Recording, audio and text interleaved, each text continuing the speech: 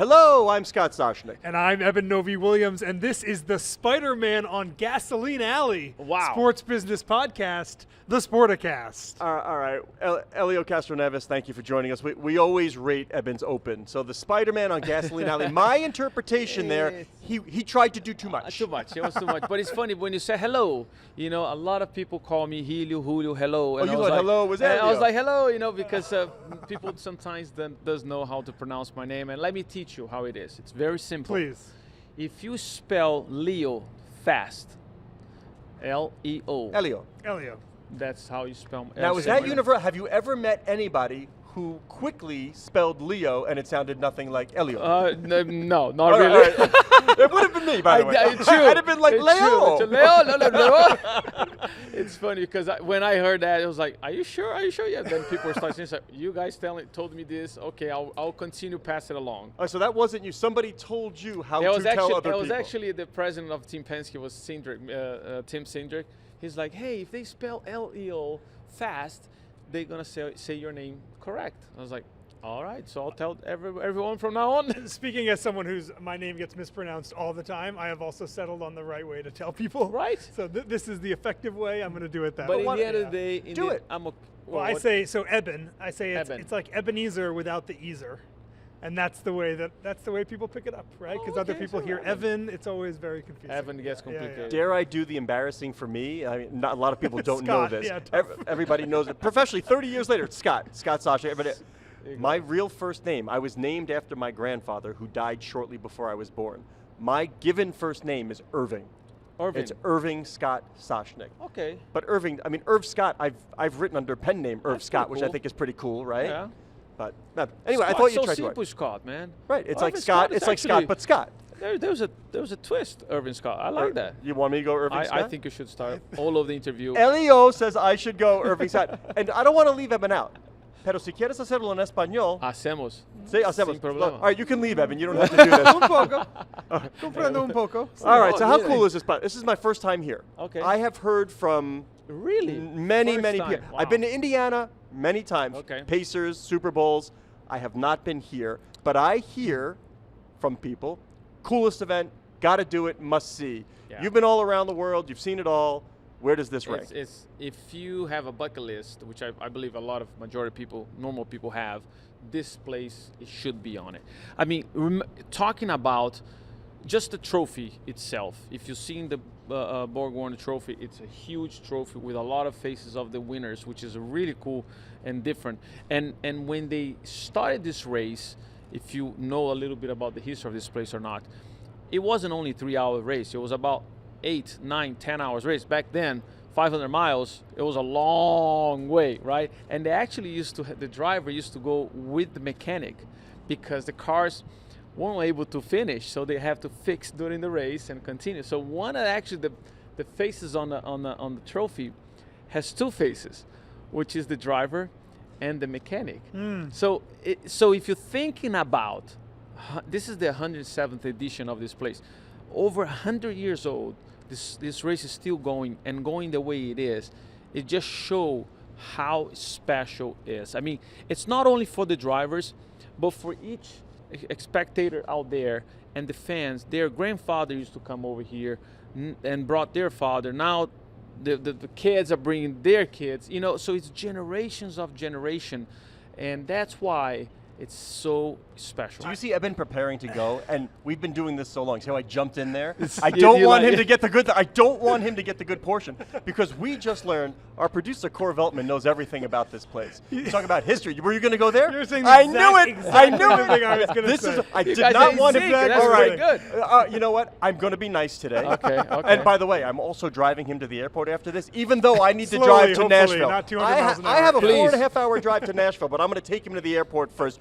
You go ahead and take away what we learned about the history of this place. Just learned, and I don't know if the mechanic is this part, but the first rear view mirror in a car was developed here, 1911, I believe, if that date is right. That's correct. And essentially, it was to take the second person out of the car. That person's job was to look behind the car, and smart person realized you could do that with a tiny piece of glass. No, and not only that. I mean, when they achieved the first 100 miles, first 200 miles, now we're at 235 miles. I mean, thinking about it. Back then the innovation of the cars coming over here and what design they're gonna have and things like that. That's the cool thing about history in this place. So I call the temple of racing because it is something so special and all. I'm talking about all the champions of the entire world of race car drivers being here before try to accomplish this. I was telling Scott when we landed, it feels like the Super Bowl. When you land, the airport's already decked out. There's pop-up shops around town. There's signs on the buildings, the whole thing. If the Super Bowl was in the same place every year, that's true. You would get kind of this vibe, I think. Yeah. That is correct. All right, Eben.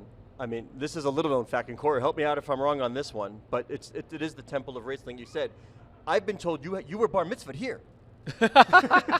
Is that not correct? Is that not correct? Little known fact. Little known fact. Castroneves was bar mitzvahed here. I Temple look. Beth brick. I do have a brick. You're right. Now I'm very honored to have my brick cemented into this place, which is, I still. It didn't sink yet, so one day it will, but not right now. It's still not in my. So you've run this race 4 times. Is the ring? Is that a championship ring? What is the? Yeah, that's the Indy 500, the last one, the 2021. It's not as gaudy as other championship rings. Like the football players and the basketball players, they're like 2-pound rings. Well, another history of that. I love it. It's interesting. Herff Jones has the rights to build the ring for the winner. Sure. Okay, and they do build this really big ring, by the way. And however, the person that started this tradition, this design of the ring, was he's no longer here anymore, but his son kept the mold, and all the gods of racing, which I call the AJ Foy, Rick Mears, Alan Senior, Mario Andretti, all these amazing, incredible drivers, John Rutherford, Ari Lewandike, they use this mold, this one. So when I came over here in America, I always admired those rings, and I'm like, man, one day I want to wear it. However, Herff Jones does not make that ring, but this guy have the mold. So he actually contacted me and said, hey, I would love for you to wear what my father designed. He's no longer here anymore. Would it be part of history? And I was like, deal. And that's why. Talking about perfect history. phone call, right? Yeah, exactly. That was the phone call you amazing. wanted, right? But talking about history, we have sources, as you know. Journalists have sources. That's good. Sources tell us that your Dancing with the Stars trophy used to have a very prominent position in your bachelor pad. Perhaps more prominent than the 4 and Indy 500 then one became trophies. 2. Where is that trophy now? It's still right there beside of the 4 Indy 500 champion trophy. I mean, the reason why, and there is an explanation, yes. There's always an explanation. There is an explanation. I worked too darn hard to win that Mirabelle trophy, okay? It was not in my ability. I did not know I was able to do what I did. I have to thank Julianne Hough, obviously, because she was my partner. She did all the job, and I just followed her lead. And, man, that's how you say a teamwork, because it was incredible. It was a great event, a great show, and I still very much I love it. I'm sure you get asked this all the time. When you get recognized on the street, is it more often Elio the driver? Is it Elio the dancer? What happens more often? Up to 10, because it's been quite 2007 when I won, by the way. And up to 5-6 years later, people were like, oh, are you the dancer that can drive a race car? I'm like, no. It's the opposite. It's I drive a race car, and I was able to dance, but it was great. It was a lot of fun. But let's bring it around to what we do, though, the business of sport. Okay. You were ahead of, pardon the pun here, you were ahead of the curve. Sports is entertainment. It battles whether it's a movie Correct. or sports is entertainment. Correct. You brought the two worlds together, and now you see leagues, players, teams trying to catch up and do the same. On a macro level, where do you see the worlds of sport and entertainment coming together as business? It's today, I mean, how many times we see so many commercials, with incredible athletes being part of it, and they don't hire models like they used to be, to be the face of their advertising, their product, because athletes and sports figures became taking that space. I was very fortunate to have a great group of people around me that say, hey, why don't you do it? Because it's going to be good for you. I wasn't thinking about that. I was like, I want to have a good time. It's my vacation. And it was great. You're right. Today, so many people, hey, my wife loves you from Dancing with the Stars, but my husband, or I love you from racing. So it's a great combination, and it's going to continue on that direction. Years ago, the saying was, athletes want to be rock stars want to be athletes. Now, I mean, you may be behind on this. I'm not sure. Do you have a production studio? And if not, Elio, you got to get on it. You're way behind. Athletes have production studios. To you guys. Let's talk about, right? That's what we do. This is something we're starting right here in Sportico, right? Yes. So watch out. Go. Yeah, it's funny. There's so much right now for sports. I think Indy 500 would fit, and IndyCar would fit so well in this, in the produced documentary world. F1 obviously so documented. The boost that they got from. Are you jealous? Come on. Are you jealous? Are you Drive to Survive? Give me. Are you happy or jealous? No, I did. And by the way, incredible, right? They did an incredible job. Now IndyCar has the same version on the CW channel with Vice. But you're absolutely right. These guys, they went to a place that nobody could see it, and now everybody's able to see it. And now it's not about the driver or the race, let's put it this way. It's about the people inside, the team principal, the driver, the mechanics, the sponsors. You know, all of a sudden, it is a movie. You know, you want to see what's happening, and very smart what they did for sure. I think fans just want access, right? They want not just the cars going quickly, but they want to be in Gasoline Alley. I'm going to say it again, that we're sitting right over it. They want to see the car on the lift, and they want to see what's underneath it. They want to see where what you're doing on Friday and Thursday, getting ready. Absolutely right. There's so many things that for a long time were not included in the consumption of sports like the Indy 500 and IndyCar that are now suddenly becoming table stakes, I think, for doing it. Well, you wonder why, like, the Osbournes works. Who didn't sit going, I wonder what it's like to be Ozzy's kid? And they take it behind. But years ago, it was MTV Cribs. MTV Cribs. You went behind the scenes. What do people want to know about you, and how do you capitalize? What more can you do? How much more of you can you share?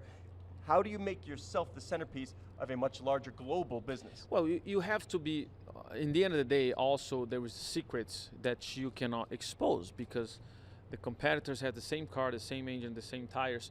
Now, there is restrictions that you actually can do. In Formula One case, for example, you build your own car, so, and as well, I'm sure there is a fine area that you're not allowed to show. But just on top of that, you know, the Kardashians, it was the same thing. Yes. So they becoming, today they're incredible billionaires, you know, because they were able to take the advantage. A lot of people making fun of it, but look what happens. You know, they capitalize on the entire business side, and now they're. Do you see the younger racers understanding that from Absolutely. day one, that there's more they can do? Which what we have social media now. You know, so many ones start to doing stuff. And you got to be careful, by the way. You got to be really careful, because you can expose yourself and put yourself in a bad situation as well, and that's when things go bad. So you got to know the fine line from that. Was there a point in your career, maybe it's the social media, was there a moment where you said, oh, I actually do need to be doing a lot more of this stuff than maybe I thought about when I was 21 years old driving? I was sponsored by a cigarette, Philip Morris. So for us, Winston Cup. Exactly, Winston Cup, but mine was Marlboro. And what happened is, if you see some of the pictures here at the pagoda, you're going to see the Marlboro colors, but without name, because we're not allowed to expose that. So mine was we actually had to find ways back then to expose yourself without exposing, which was very hard, and depend on the age group and things like that. So it was a very niche. In fact, when I did Dancing with the Stars, because it was so abroad, they couldn't relate anything to racing in that particular situation, because that would conflict with what they have. Yeah. So back then was, as you mentioned, because we didn't have Google or Instagram or even whatever, Facebook, all this social media, it was a little easier and harder for you to keep it going in those terms. One other thing we see a lot of in athletes in other sports, and there's a history in racing as well, is star athletes turning into ownership later in their career. I was going. My God, or afterwards. Look in the crystal ball for you, and you're not done racing yet, obviously. But you're right. Is team ownership absolutely in IndyCar or somewhere else?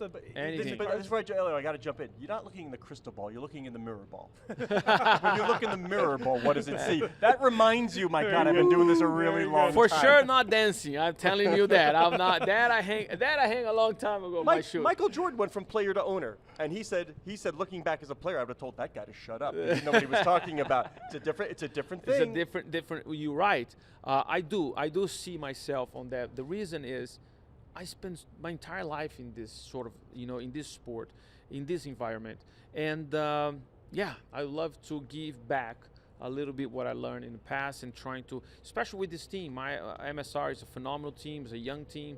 This is our third year together. I would love to be part of it. I push for them, but if it not happen, understanding, because it's all about business. And but yeah, I do see myself doing something like that. Quickly then, macro level, there's F1, there's Indy, there's NASCAR. Do they help each other? Are they fighting each other? Are they fracturing the audience? Can they work together? What's the hierarchy, and how would you like to see it go? When Roger became owner of IndyCar, Roger Penske. Roger Penske, my bad.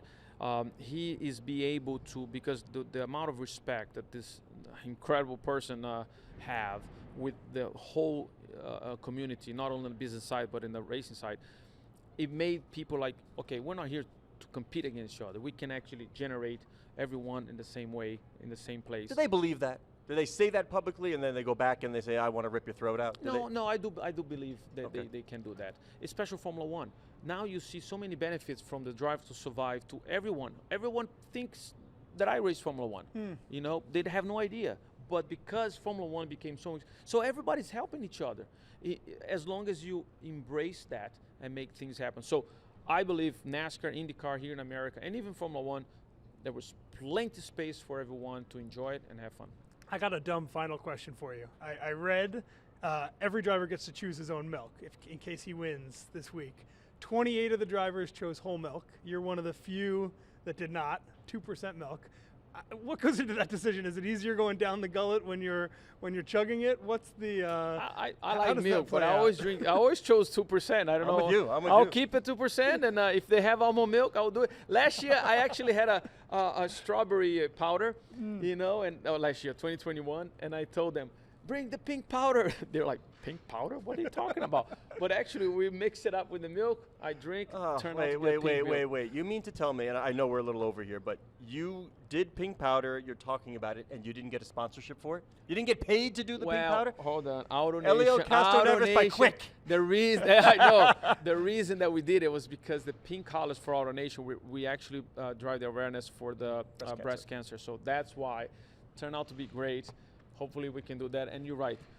What was the Nestle? Is that Nestle? Quick, yeah, the Nestle Quick. We should have You that should have one. done that too. Absolutely. Let's talk about later after the show. I've got plenty of, all right, but speaking about this, that, yeah. Hélio Castroneves, thanks so much. We are going to bring on next Doug Boles, the president of the Speedway. Amazing person. We're going to ask, the first question will be yours. What's the first question you would have for him? For him? For him. Where's going to be my next street over here in the Speedway? We will ask him. Please. Hélio, thank you so much. Thank you, guys. Hello, I'm Scott Soshnick. And I'm Eben Novy-Williams, and this is the Gasoline Alley Sports Business Podcast, the Sporticast. All right, we are with Doug Boles, president of the Indianapolis Motor Speedway. And Doug, we always grade Eben's Open. I didn't think that was that good. There was not. What did you think? I'm lacking emotion. It just went Gasoline Alley cliche. Your thoughts on the Open? I thought it was actually pretty good because there was some energy behind it. And you thought that was energy? I'm always up for more energy, but that's a lot better than most intros. Most of the time when I sit down, people are really business-like, and that felt like there was a little passion behind it, so I was good with it. I got to tell you, Doug, the lingo of the Indy 500, I am all about it now. Learning about the Snake Pit and Carb Day and Gasoline Alley, I'm all in on this. Well, I just came from being in the Snake Pit with Roger Penske as we started looking at everything. He's into every detail, and music isn't exactly his strong suit, everything racing-wise, so we're going through and asking all the questions about the stage build and the LED and where the artists are and how does it all work through. So the Snake Pit's a big piece of it, and certainly one of those terms that's been around since the late 60s.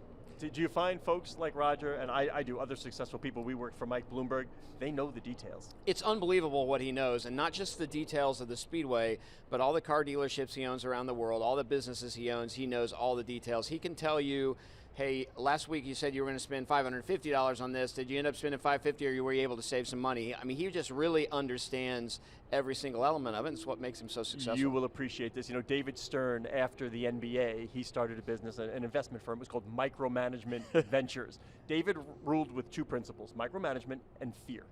The worst thing that could happen to an NBA employee would be to wait at the elevator, ding, door opens, and there's David.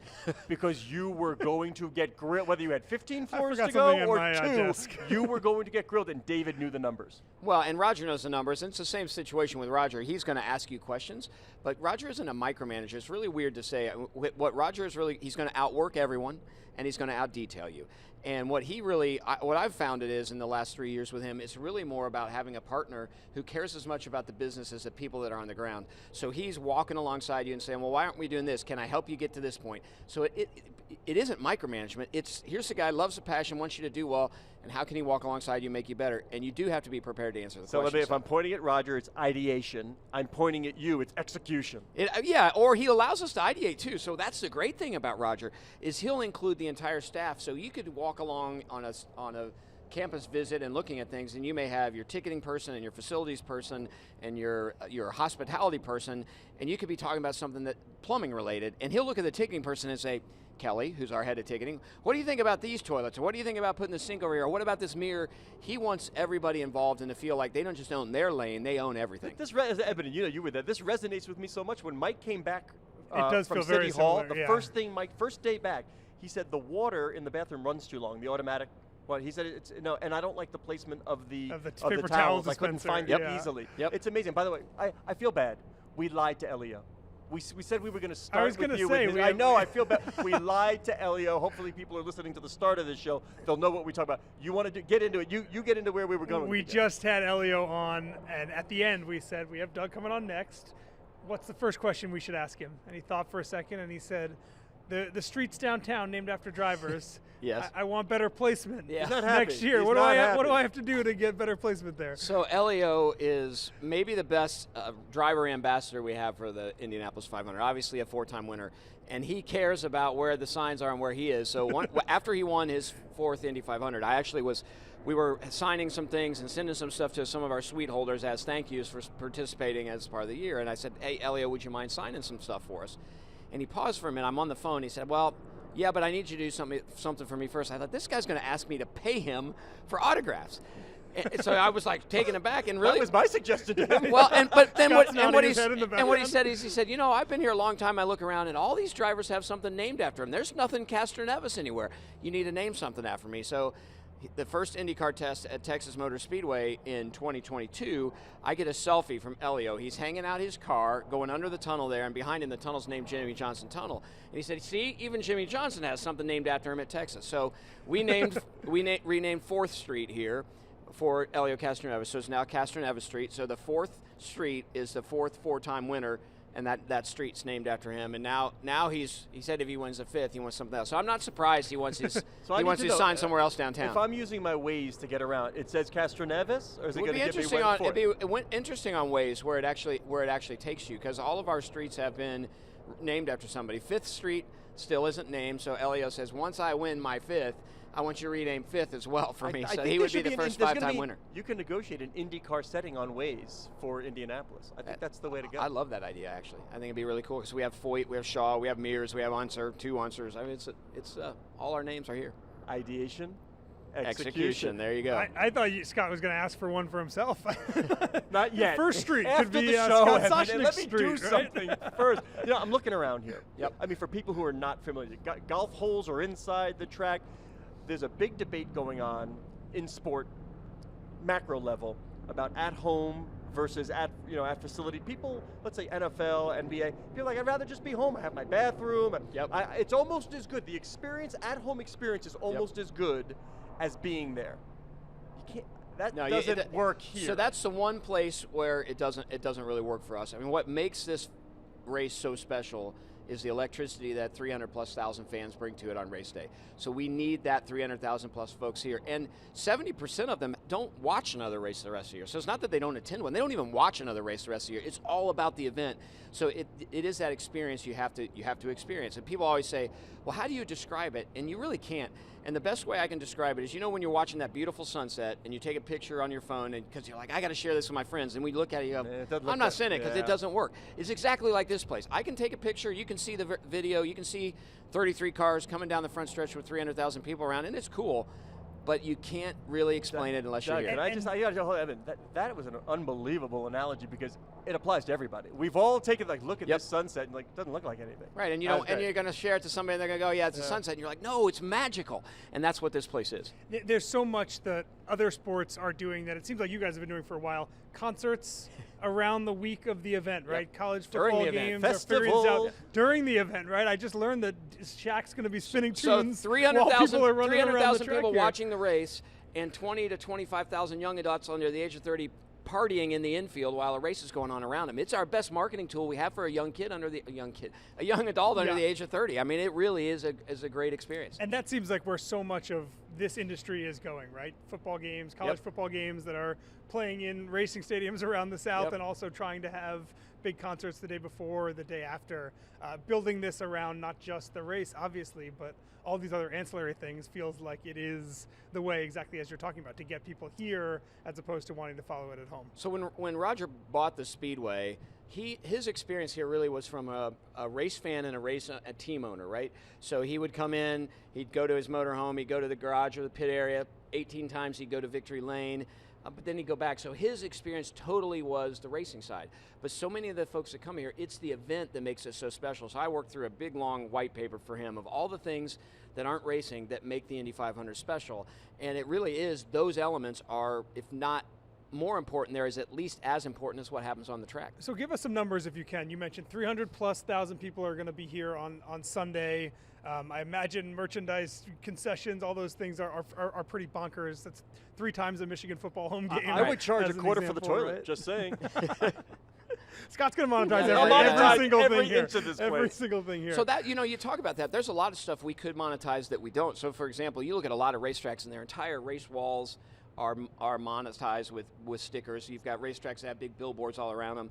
So for us, it's a balancing act. We want to monetize what we can, but we also want people to walk in and go, you know what, this place is special. It's not going to have an advertising sticker on everything here. So that's really important to us. There's a lot of opportunity that we could probably take advantage of that we don't feel fits what the brand is about, but it is 300,000 plus people here. We do allow people to bring coolers, so our concession number could probably be a lot higher. Interesting. But what we want is we want families to be able to come and to afford it. So if you think about a Super Bowl ticket or the front row of an NBA game ticket, our highest price ticket in the venue is right behind us over our shoulder there, and it's $250 for the best seat in the house. And you can get in the house for $40, and everybody 15 and under is free if you buy a GA ticket. So for us, it's so much about that family experience and keeping that number at 300,000. So in 1909, when it was Yep. open, there were how many luxury suites, and was that 5G or 4G then? Yeah, that's, what's funny though, you say that, they built a track to test the new technology of the day, which was the automobile. And I sit and think, if Carl Fisher, who founded the Speedway in 1909, if he was here today, he'd say, I get it. You're not the technology, there's some on the cars, but the 5G and all the different things we're doing here today is testing the new technology of the day at the Speedway. So we're the largest sporting complex, 5G sporting complex in the world, and that is testing that new technology with those 300,000 plus people here race day. I actually was going to ask you, obviously a huge event that happens here every year.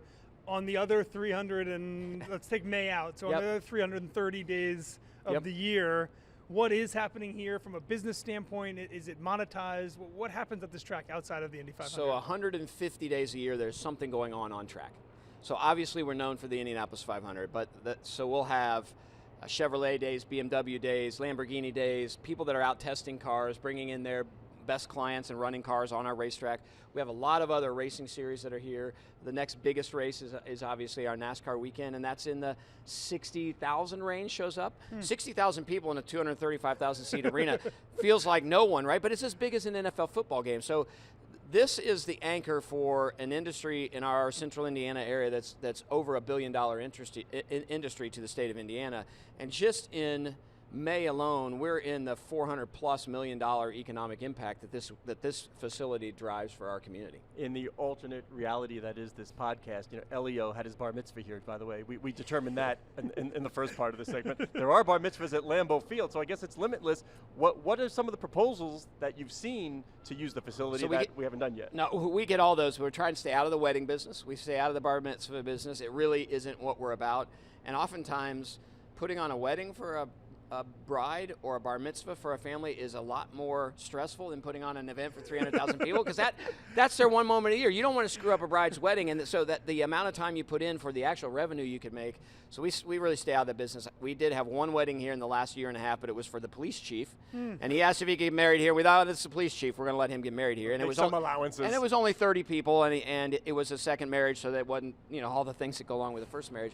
But it really is about how do you use the track to monetize things, and then beyond that, it's about how do we use the track to give back to the community. So in the pandemic, we had over 100,000 people come through here and get their COVID shot. We allowed high schools to graduate here. We allowed a funeral to take place for a police officer when they couldn't all get together and gather. We still allow the local high school to have their senior photo here.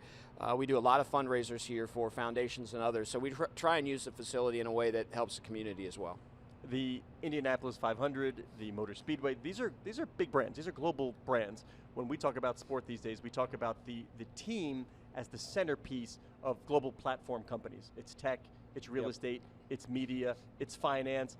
Where are we going? What more can we expect from the Indianapolis Motor Speedway? How do we utilize the Indy 500 to further all of those tentpoles? Well, I think not unlike all other sports venues, the customer experience is what we're trying to focus on. And how do you use new technology that we may be used to in everyday life and make it part of what's going on here at the facility? So NTT is the IndyCar Series title sponsor. They're helping us figure out how we make our customers' experience better here. So how are we monitoring gates so we can tell customers that gate doesn't work, but 100 yards from you is a gate that you can get in 3 minutes instead of 10. No bathroom wait, ingress, egress, exactly. all those. So, and we're actually piloting this year some of the bathroom and concession wait. We're not going to make it public. We want to understand how that works.